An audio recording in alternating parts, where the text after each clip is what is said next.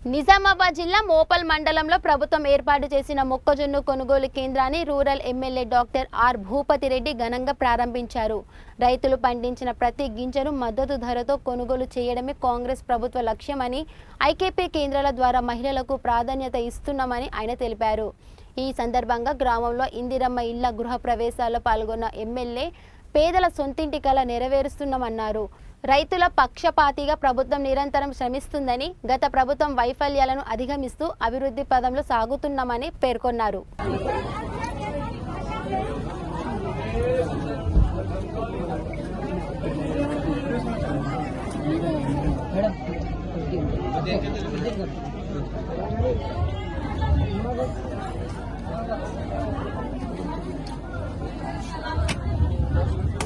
శుద్ధి రైతులను ఆదుకోవడానికి ఇవాళ అదేవిధంగా వడ్లు కూడా ఒకప్పుడు నేను కాలేజీలో చదువుకున్నప్పుడు ఒక 20 ఏళ్ళు 30 ఏళ్ళ కింద తూర్పుగోదావరి జిల్లాలో వరి బాగా వండుతుంది.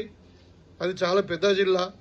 9 నుండి 10 లక్షల మెట్రిక్ టన్నుల వరి వస్తుంది. ధాన్యం అంటే గోదావరి జిల్లాలో వండుతుంది.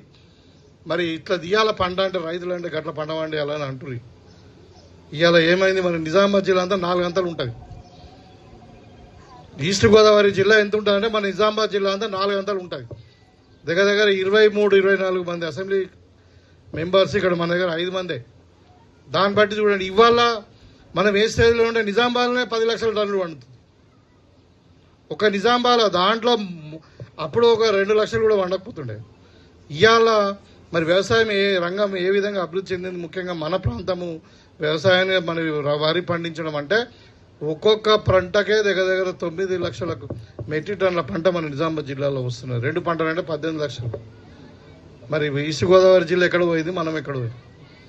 దాంట్లో చారాన కూడా ఉండం మనం, అంటే ఏరియాలో. కానీ వాళ్ళ దాంతో సమానంగా దానికంటే ఎక్కువ మరి పండిస్తున్నామంటే మరి రైతుల యొక్క కృషి. ఇవాళ రైతులకు ఉచిత కరెంటు రాజశేఖర రెడ్డి గారి పుణ్యమా అని, కాంగ్రెస్ పార్టీ పుణ్యమా అని 2004 నుండి రైతులకు ఉచిత కరెంటు ఇస్తా ఉన్నాం.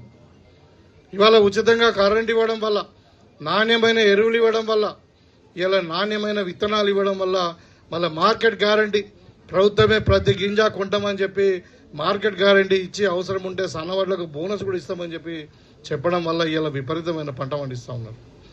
మన గోడౌన్స్ లేవు. ఇంకా ఇలా పంట ఎక్కడ పోసుకోవాలో తెలుసలేదు అని ఖాళీ చేపిస్తా ఉన్నాం. ఇప్పుడు ఆల్రెడీ మీకు తెలిసి 3 నెలలకు ఒకసారి, అంటే నెల ఇచ్చేది 3 నెలలకే ఇచ్చినాం రేషన్ కూడా, గోడౌన్లు ఖాళీ అవుతాయి అని.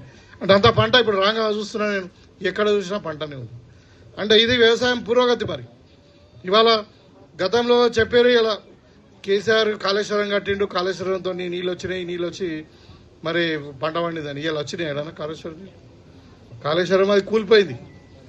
నిన్ననే ముఖ్యమంత్రి గారు పోయింటు దాన్ని ఎట్లా మంచిగా చేద్దామని.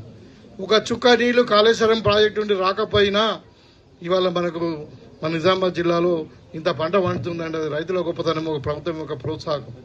ఇవాళ మనకు ఇవాళ మన జిల్లాలోనే 739 సెంటర్లు వరి కొనుగోలు కేంద్రాలు మనం ఓపెన్ చేసాం.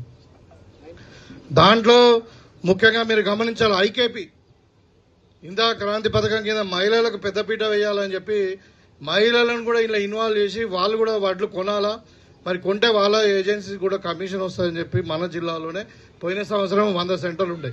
ఇవాళ 262 సెంటర్లు పెట్టాం ఇలా మహిళలకు, ఐకేపీ వాళ్ళకి.